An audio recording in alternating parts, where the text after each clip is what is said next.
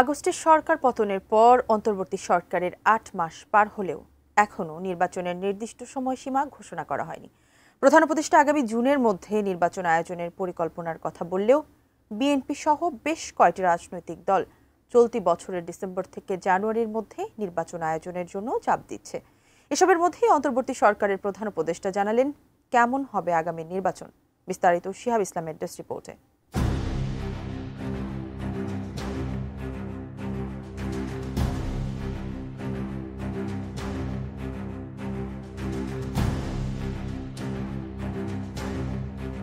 জুলাই মাসে গণঅভ্যুত্থানের মধ্য দিয়ে আগস্টের ৫ তারিখে ফ্যাসিস্ট আওয়ামী সরকারের পতন ঘটে। এরপর থেকে জাতীয় নির্বাচন কবে অনুষ্ঠিত হবে তা নিয়ে সৃষ্টি হয় অনিশ্চয়তা। সম্প্রতি অন্তর্বর্তীকালীন সরকার জানিয়েছে আগামী ডিসেম্বর থেকে ২৬শে জুনের মধ্যে নির্বাচন আয়োজনের পরিকল্পনা রয়েছে। তবে বিএনপি ও জামায়াতে ইসলামী সহ বেশিরভাগ রাজনৈতিক দল ডিসেম্বর থেকে জানুয়ারির মধ্যে নির্বাচন চায়। অন্যদিকে নবগঠিত এনসিপি সহ কয়েকটি দল চায় প্রথমে রাজনৈতিক সংস্কার, পরে নির্বাচন।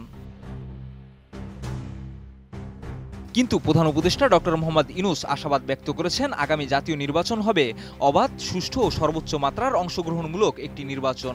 তিনি বলেন, সামনের নির্বাচন বাংলাদেশের ইতিহাসের সর্বোত্তম নির্বাচন হবে। এটি দেশের গণতান্ত্রিক অগ্রযাত্রায় একটি মাইলফলক হয়ে থাকবে। শনিবার রাষ্ট্রীয় অতিথি ভবন যমুনায় Asian network for free election ANFREL এর একটি প্রতিনিধি দলের সঙ্গে সাক্ষাৎকালে ডক্টর ইউনূস একথা বলেন। সব মশার বিরুদ্ধে সুরক্ষা দিতে এলো বসুন্ধরা এক্সট্রিম অ্যারোসল, মশার বিরুদ্ধে এক্সট্রিম সুরক্ষা। প্রতিনিধি দলে ছিলেন সংস্থাটির নির্বাহী পরিচালক ব্রিজা রোজালেস, বাংলাদেশ নির্বাচন ও গণতন্ত্র কর্মসূচির পরামর্শক মে বুটয়, senior program officer Tharindu Abeyratne, program officer Ayan Rahman Khan এবং প্রোগ্রাম অ্যাসোসিয়েট আফসানা আমেই।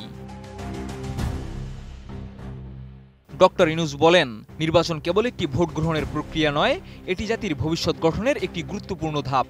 ANFREL এর সঙ্গে মতবিনিময়কালে তিনি উল্লেখ করেন, সকল অংশীদারদের ঐক্যবদ্ধ প্রচেষ্টায় এই নির্বাচন হবে বিশ্বাসযোগ্য ও জনগণের আস্থার প্রতিফলন।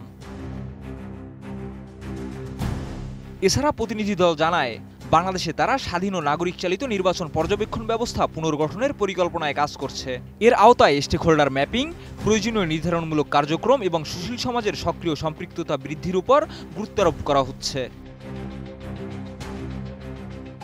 মতবিনিময় শেষে প্রতিনিধি দল কৃতজ্ঞতা জানিয়ে বলে, তারা বাংলাদেশের সংশ্লিষ্ট সব পক্ষের সঙ্গে মিলে স্বচ্ছ ও গ্রহণযোগ্য নির্বাচন নিশ্চিত করতে প্রতিশ্রুতবদ্ধ।